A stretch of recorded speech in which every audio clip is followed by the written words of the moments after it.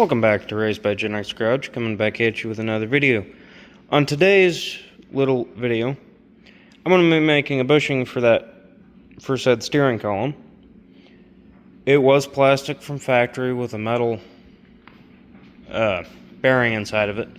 The metal bearing, in my experience, after 40 some odd years, since, I don't know, that's a 1977 Ford, which is, what, 47? No, 48 years old. Yeah.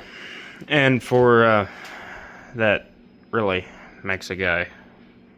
Anyway, this is what the original bushing was in said column. You have plastic collar, rubber dampening, and then a metal bearing. And this metal bearing is actually locked up. That is what I am trying to prevent, because once those lock up and seize to the steering shaft, this plastic nylon bushing, whatever material it is, it's plastic of some sorts.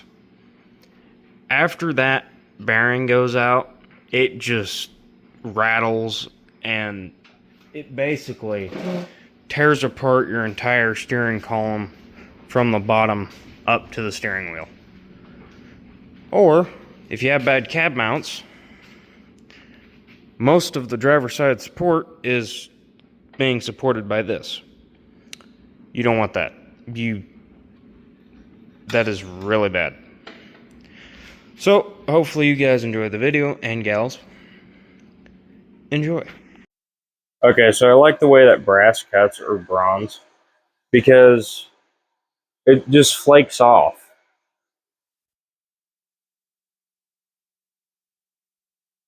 You don't have to worry about any stringy chips or anything like that. That's what that's from. All that's stainless. The Pepsi bottle is, ignore that. But the bronze is just, it's just like flakes. It's poor man's gold.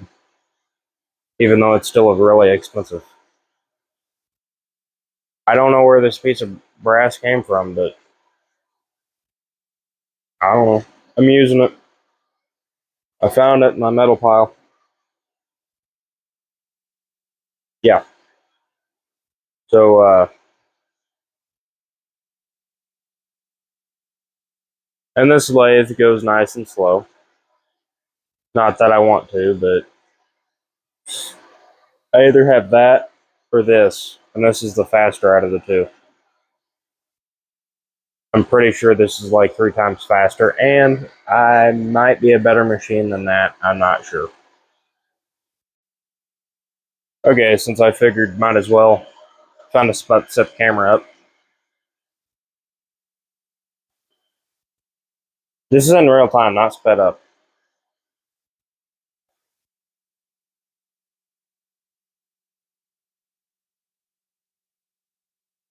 The face is almost clean. Almost.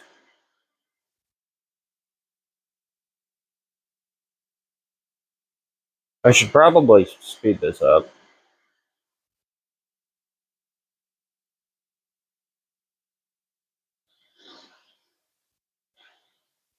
There's the part that wasn't cut.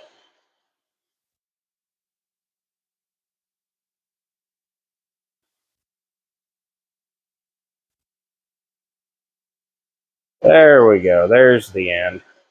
Well, centre, as you will. Center. I don't know why. Yeah.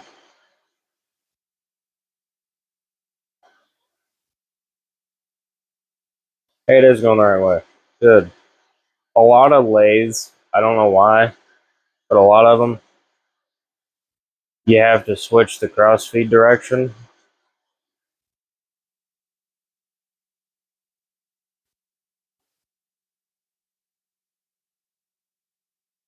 My crossfeed lever is jumping. For what reason? I don't know. There's no load on it.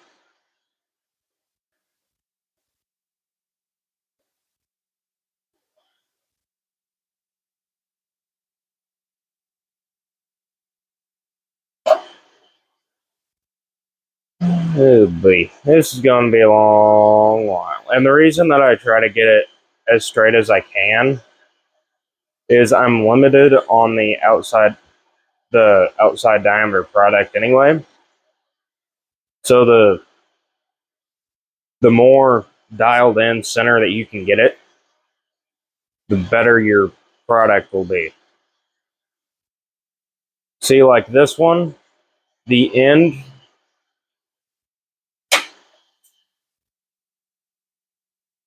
so the end here was dialed in, or close to. I was just taking just enough of a cut to clean it up. The stock isn't perfectly symmetrical or cylindrical. Whatever the word is to make things perfectly round, yeah, it's not that. I don't know the word. It's a big fancy word that's too fancy for me to even try to spell or say.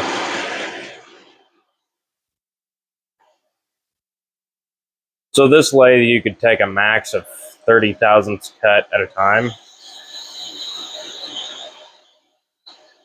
I think this is like 15. And the reason you can only take 30 is because the belts are worn out. And they're the original belt. Well, the belt that's inside this drive head it's the original belt. The one that from the drive motor to the jack shaft powering all that. I don't know what year that's from, but I know it's pretty old. So now all I got to do is watch it, and make sure it doesn't hit the chuck, the jaws of the chuck.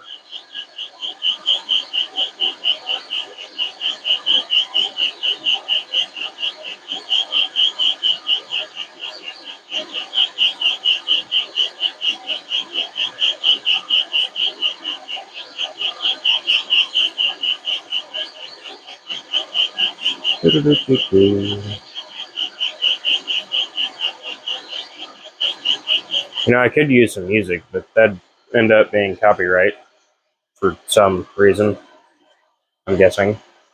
There's paperwork involved, and I don't know the paperwork. Maybe. I don't know. I have no idea. I'm guessing. The only thing that I really know what I need is the finished product, because the old man did one of these here a while back for his pickup, which is the one that's on screen. Okay, so you saw said that truck. Basically, I know what his end product was. I am trying to copy that and put my own little twist in there.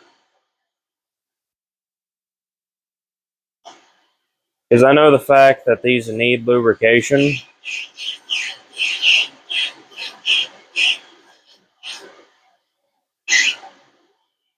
Keep in mind, I don't have a blueprint. I just know what the ending product needs to look like. And now I want to go get measurement off of the steering column, or my plastic bushing here. Just depends on what I feel like.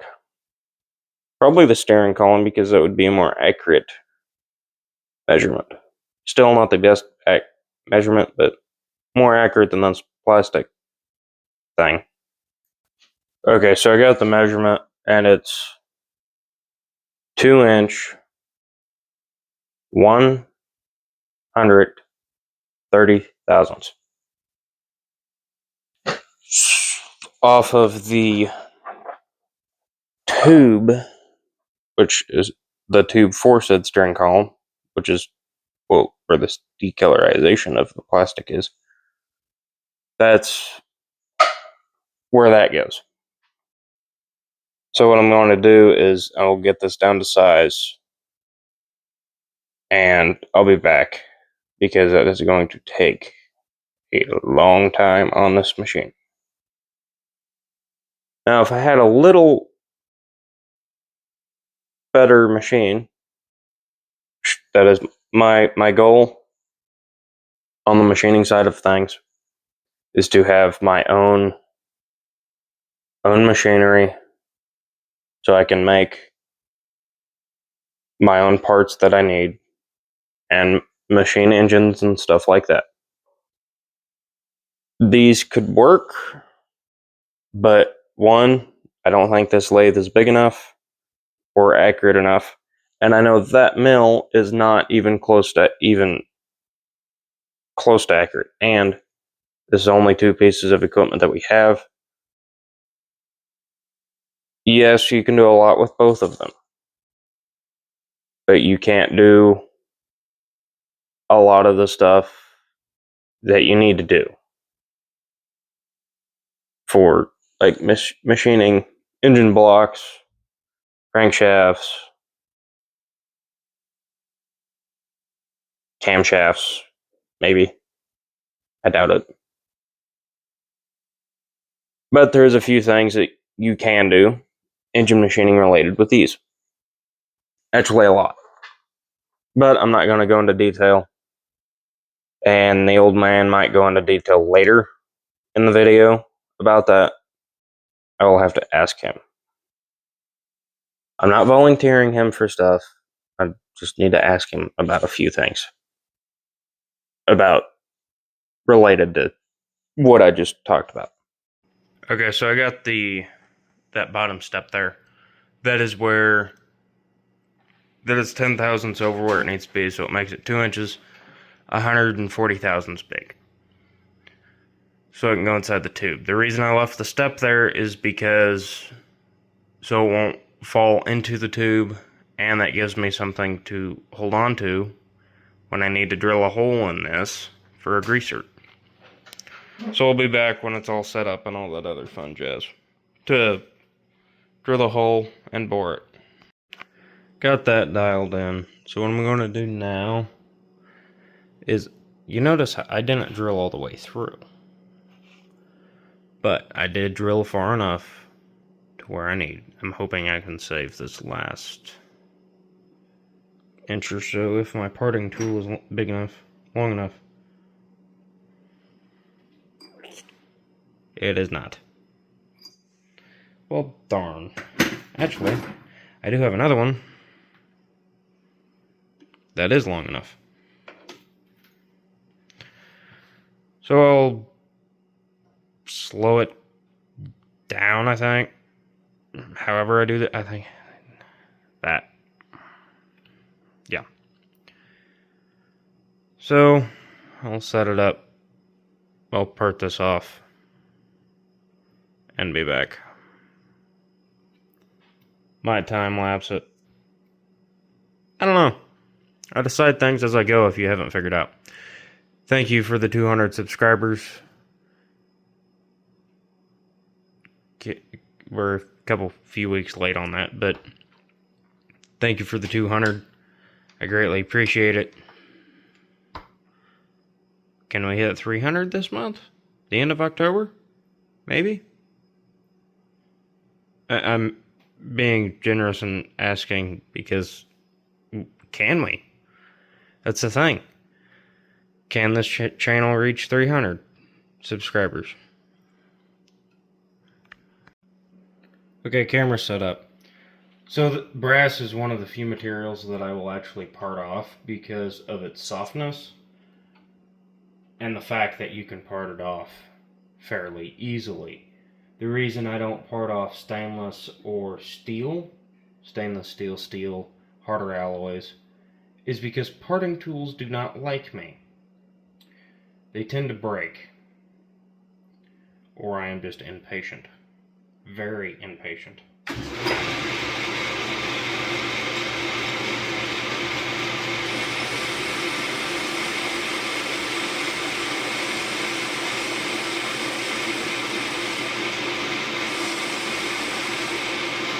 I never auto feed parting tools.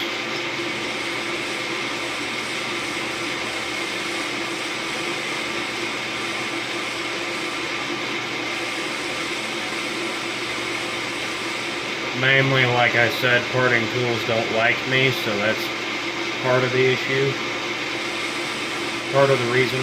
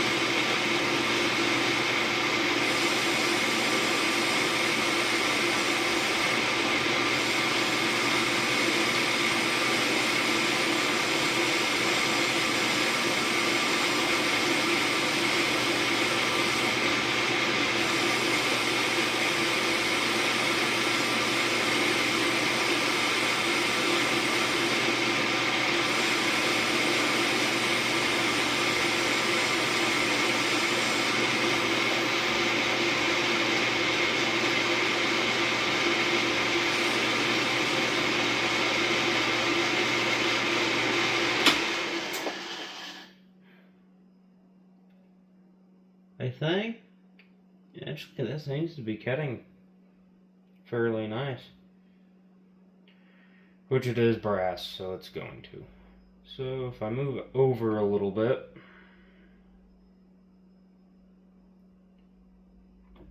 I think the only thing I have to do now is go.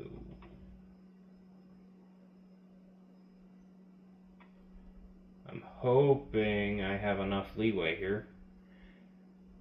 With my experience behind cutting brass, parting it, you kind of want to go slow. But I mean, like normal turning it and cutting it, it doesn't really matter. You can go as fast as you want. That's why I like it.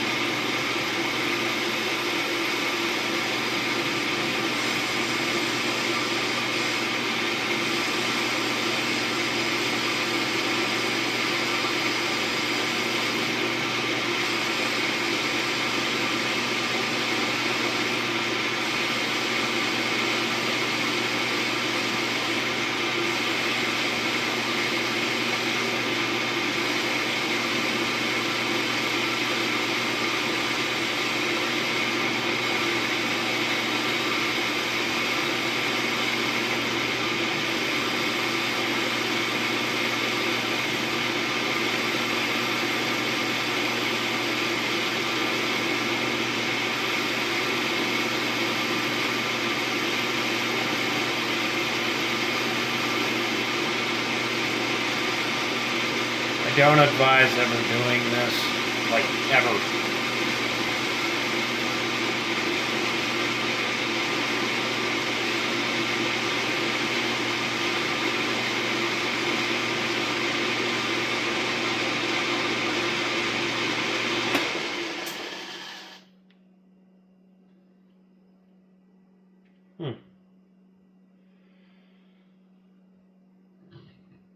The end, well, where I just parted to, that is probably, it's hot. That is probably about 3/4 of an inch. Maybe. I drilled it with a 1/2 inch drill and I didn't go all the way through, so I'm not entirely too sure on the depth I went. But we're going to find out. I need to bore it out anyway. I'll be back when I'm ready to bore. Well, I kind of scared me. I was wondering what was happening, and then that fell like that. Not my most ideal job at the moment, but I did what I could. I have a boring bar somewhere. I don't know where it went. Where did it go? There it is. Okay. Anyway, so what I ended up doing is I ended up rounding that off. And how I did that, I did not use a file. I turned the auto feed on slowly in the, well, the towards me direction, away from the center, and then I slowly moved this thing towards the chuck. Hence why that has that little unique angle. So now I'm going to bore out the center. And I'm not going to record it because it'll make the video that much longer. And if you know anything about machining, good work is not cheap, and cheap work is not good. And fast work is more than likely not correct work. But as you can see, I'm boring out this hole. I'm almost done with this section of it. I still need to figure out where to put a grease groove via threading bar. I'll show you how I will go about that when I get there. And I need to figure out where at inside of said steering bushing that I need to put it.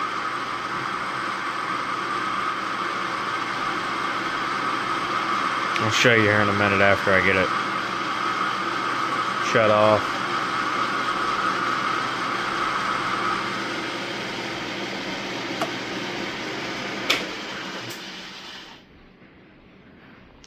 So what I'm thinking on the inside, somewhere even with the jaws here, I'm probably gonna go from basically my fingernail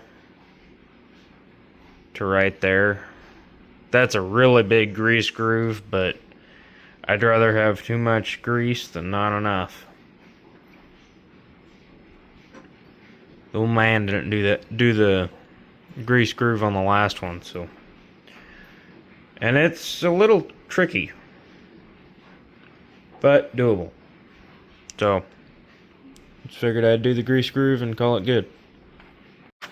Okay, so it took a while, but I got it where I need it to be. The bore of it, at least. Pretty much this is done, minus the grease groove and the greaser going into the side. And deburring. Need to find where that grease groove needs to go, and then take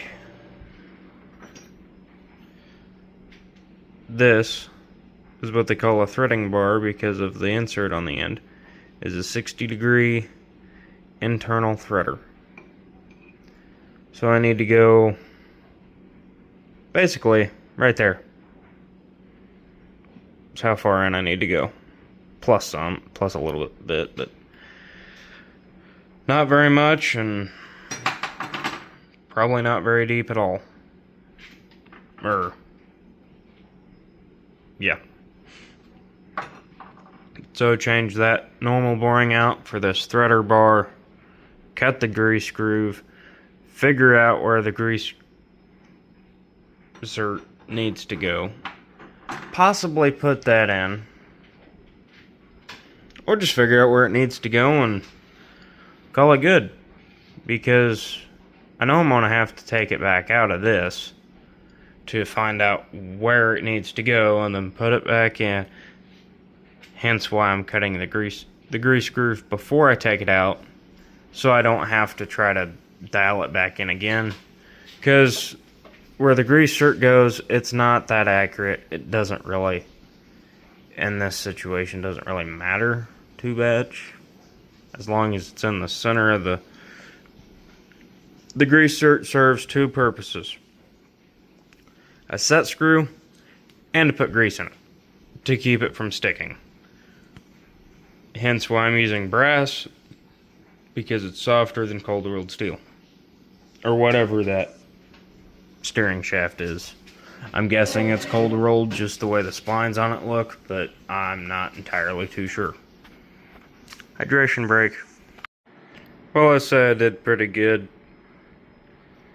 I mean, it's all within spec and everything like that. So I need to catch you over at the steering column. Steering column right here, my bushing. So there's the splines. It's gonna fit loose on the splines. Why is it so tight? You might be asking yourself that. Well, the hence be, I need to clean that up, throw this in the freezer. I made it this way for a reason. Or I might have another trick. So it's not really a trick, it's just... Thought I had a soft hammer. This one will work.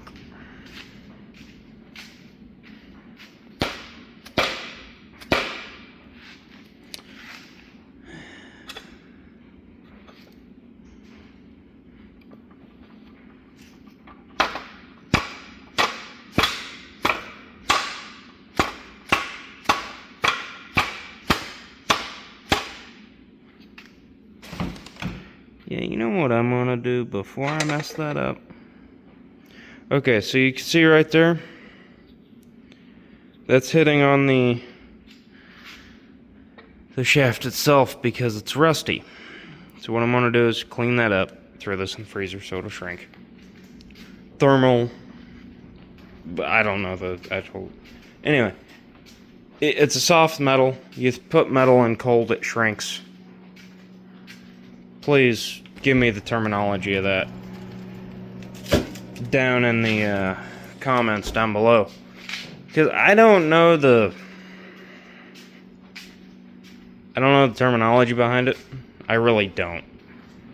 I think it's something along the lines of thermodynamics, maybe?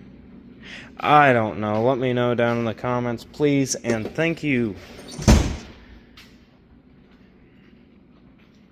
There will be a little clip after this of me drilling a hole and tapping it for the greaser. But hopefully you guys enjoyed the video and all the other fun jazz in this video. I wonder, can we possibly, I'm asking this for a goal, I don't know if it's possible, 300 subscribers for the end of October and 1,000 for the end of 2025. Just a goal of mine, more or less a channel goal, personal goal, whatever you really want to call it.